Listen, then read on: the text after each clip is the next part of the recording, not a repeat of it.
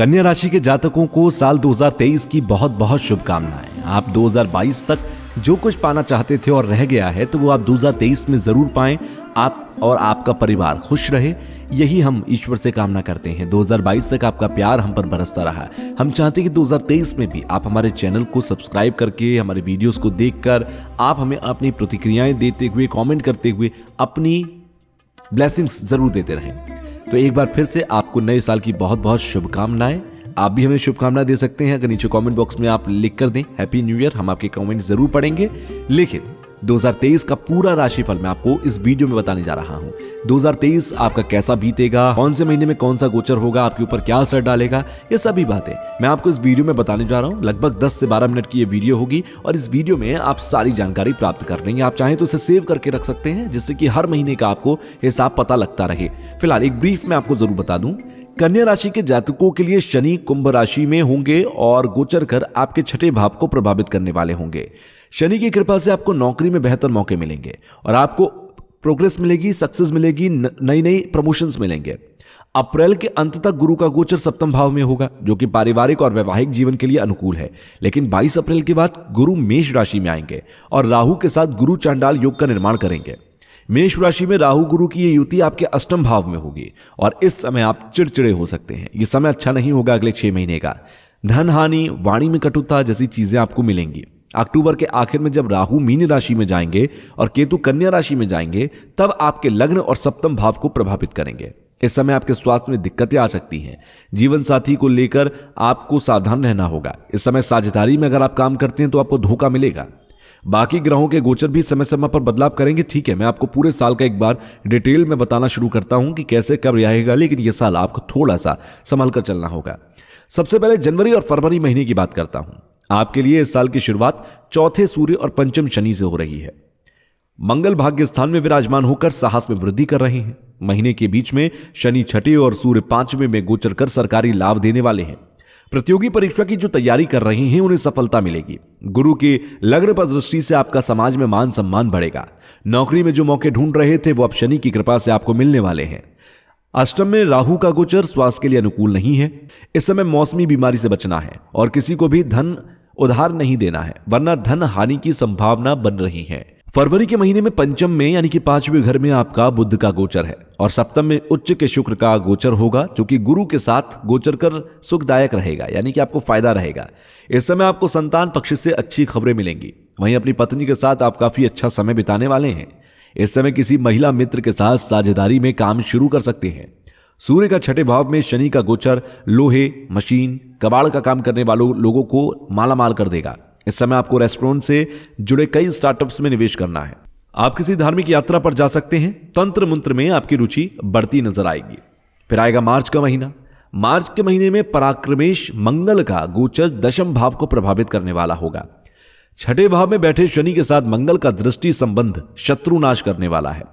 दशम में मंगल बेहद बलवान होकर आपको टीम लीड करने का मौका देने वाले हैं। बुध के नीच भंग राज योग से इस समय मीडिया, डिजिटल मार्केटिंग में काम कर रहे जातकों के करियर में फायदा होने के योग दिखाई दे रहे हैं। पैतृक संपत्ति का अगर कोई विवाद है तो इस महीने आप सुलझाने की कोशिश करिए, सुलझ जाएगा। कोर्ट केस का निर्णय आपके पक्ष में आएगा। 8वां राहु शुक्र के साथ युति किसी महिला की ओर से कष्ट देने वाली हो सकती है। इस समय गुप्त संबंध से बचकर चलिएगा, नहीं तो पूरे जग हसाई हो जाएगी। फिर आएगा अप्रैल का महीना। उच्च के सूर्य का गोचर 8वें भाव में हो रहा है और आपके धन स्थान को प्रभावित करेगा। इस समय मेष राशि में सूर्य राहु बुध की युति दुर्घटना का कारण बन सकती है। इस समय सूर्य राहु ग्रहण योग के कारण आपको अचानक से कोई धन हानि हो सकती है। धन भाव में केतु का गोचर इस समय वाणी को कड़वा कर सकता है, जो कि कुटुंब में कलह का कारण बन सकता है। हालांकि भाग्य में स्वराशि के शुक्र कार्य की गति को अटकने नहीं देंगे।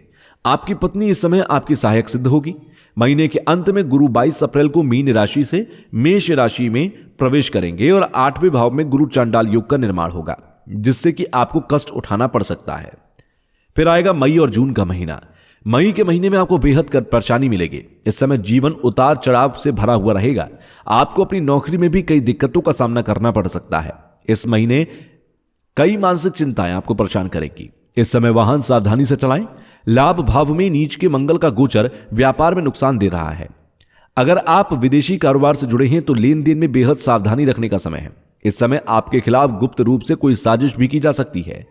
महीने के अंत में भाग्य में सूर्य और दशम शुक्र आपको थोड़ी राहत देने वाले होंगे। पिता और गुरु की कृपा से कुछ अटके हुए काम पूरे हो जाएंगे। जून का महीना अपेक्षाकृत अच्छा रहने वाला है। इस महीने भाग्य भाव में सूर्य और दशम के भाव में बुध के आ जाने से छात्रों को राहत मिलेगी। शुक्र का गोचर लाभ स्थान में होने से स्त्री जातकों को अच्छे मौके मिलने वाले हैं। इस समय सिनेमा जगत से जुड़े जातक अपने करियर में बढ़िया उन्नति करने वाले हैं। सूर्य का गोचर इस समय आपको सरकारी पक्ष से लाभ देगा। कार्यस्थल पर आप बढ़िया प्रदर्शन करेंगे। इस समय युवा जातकों के प्रेम प्रस्ताव को स्वीकार किया जा सकता है। आपके वैवाहिक जीवन में इस समय रोमांस चरम पर होगा। यौन सुख की तीव्र इच्छा प्रेमी को आपकी ओर आकर्षित करेगी। शनि की अष्टम पर दृष्टि से कोई गुप्त मदद भी मिल सकती है। लेकिन फिर आ जाएगा जुलाई का महीना, और जुलाई के महीने में लाभ स्थान में बन रही सूर्य बुध की युति आपको बेहद लाभ देने वाली है। इस समय सरकारी नौकरी अगर कोई कर रहा है जो जातक, वो अपनी बुद्धि के प्रभाव से किसी बड़े लक्ष्य की प्राप्ति कर सकता है। इस समय छठे भाव में विराजमान शनि पर केतु की दृष्टि होगी और इसकी वजह से आपको नौकरी बदलने का प्रस्ताव मिल सकता है। संतान पक्ष से शुभ समाचार मिलेगा जिससे मन बहुत खुश रहेगा। 12वें भाव में विराजमान मंगल शुक्र की युति इस समय भोग को बढ़ाने वाली होगी। स्त्री वर्ग को इस समय अपने प्रेम संबंध को लेकर सावधान रहना होगा, अन्यथा आपको बदनामी झेलनी पड़ सकती है। वहीं अगस्त के महीने में 8वें भाव के स्वामी मंगल का लग्न में गोचर आपके साहस को बढ़ाने वाला होगा। इस समय आपको किसी के द्वारा कोई गुप्त मदद मिल सकती है। आपको इस महीने अहंकार और घमंड से बचकर चलना है। भाग्येश शुक्र 4 अगस्त को लाभ स्थान में गोचर कर धन की वृद्धि करवाने वाले होंगे। इस समय जो जातक सौंदर्य प्रसाधन के कारोबार से जुड़े हुए हैं उन्हें फायदा होगा। आपके प्रेम संबंध इस समय बेहतर होने की उम्मीद की जा सकती है। नवविवाहित स्त्री गर्भ धारण करने की अगर सोच रही है तो समय उत्तम है। इस महीने 12वें भाव में सूर्य बुध की युति बलवान होकर विदेश से आपको लाभ देने वाली होगी। तो वहीं सितंबर और अक्टूबर का महीना अगर देखें तो सितंबर महीने में आपका आत्मविश्वास काफी बड़ा रहने वाला है। इस समय बुध राहु का दृष्टि संबंध शोध कर रहे, पीएचडी कर रहे, रिसर्च कर रहे जातकों को फायदा देगा।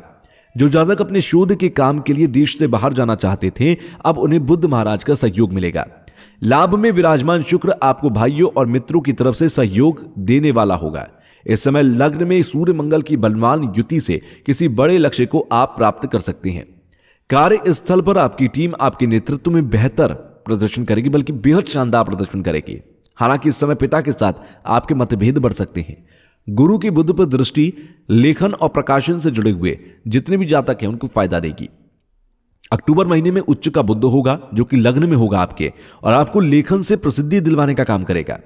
इस समय प्रतियोगी परीक्षा की तैयारी कर रहे जातकों को बहुत शुभ परिणाम मिलने की उम्मीद है।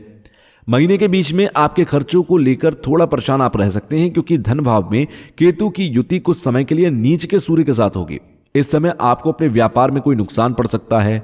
आपको सलाह दी जाती है कि इस समय किसी को धन नहीं देना, उधार नहीं देना किसी को। किसी कोर्ट केस में जबरदस्ती आपको फंसाया जा सकता है, तो कहीं पर भी सिग्नेचर बहुत सोच समझ कर करें। भाग्येश शुक्र के 12वें भाव में जाने से खर्च बढ़ जाएंगे। किसी महिला मित्र को आप उनकी पसंद का तोहफा भी दे सकते हैं। अक्टूबर महीने के अंत में राहु आपके 8वें भाव से निकलकर सप्तम भाव यानी कि पत्नी और साझेदारी के भाव में विराजमान होंगे। तो वहीं केतु धन भाव से निकलकर आपके लग्न में विराजमान हो जाएंगे। इस समय आपके वैवाहिक जीवन में थोड़ा सा तनाव आ सकता है। आपके प्रेम संबंध में खटास आ सकती है, या फिर किसी प्रेमी को आप धोखा दे सकते हैं। इस समय आप दूसरों की बातों में नहीं आए, यही बढ़िया रहेगा। फिर नवंबर और दिसंबर का महीना। नवंबर महीने में लग्न में शुक्र केतु की युति कष्ट देने वाली है। नीच का शुक्र किसी स्त्री को आपके ऊपर हावी कर सकता है। इस समय स्त्री जातकों को अपनी सेहत को लेकर बेहद सावधान रहना है। डायबिटीज अगर आपको है तो आपको परेशानी हो सकती है। दिसंबर के महीने में अपने व्यापार में अच्छा लाभ होगा आपको। इस समय मूल त्रिकोण शुक्र का गोचर आपके धन और वाणी भाव में है।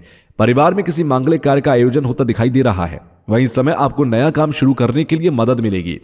साहस भाव में स्वराशि के मंगल का गोचर आपको यात्राओं से लाभ देगा। इस समय पराक्रम बढ़ा रहेगा, भाइयों का सहयोग मिलेगा। इस महीने वाइफ के, पत्नी के वस्त्र और आभूषण पर आप धन खर्च करेंगे। पंचम बुध छात्र वर्ग के लिए सहायक सिद्ध होगा और इस समय मां की सेहत भी बढ़िया रहेगी। तो ये पूरे साल आपके कैसा बीतेगा, पूरे साल के महीने आपके कैसे बीतेंगे, ये मैंने आपको डिटेल में बताया। आप इस वीडियो को सेव करके कहीं रखिए, या तो आप प्लेलिस्ट में सेव कर लीजिए, या फिर आप अपने व्हाट्सएप पर कहीं किसी को शेयर करके सेव कर लीजिए। क्योंकि पूरे साल कैसे आपको जीवन जीना है, कैसे आपको सावधानी से चलना है, कैसे आपको छक्के चौके मारने हैं, ये सब आप जानते रहेंगे इस वीडियो के जरिए। तो बार बार हर महीने से देखते रहिएगा और इसके मुताबिक आप अपना आचरण रखिएगा।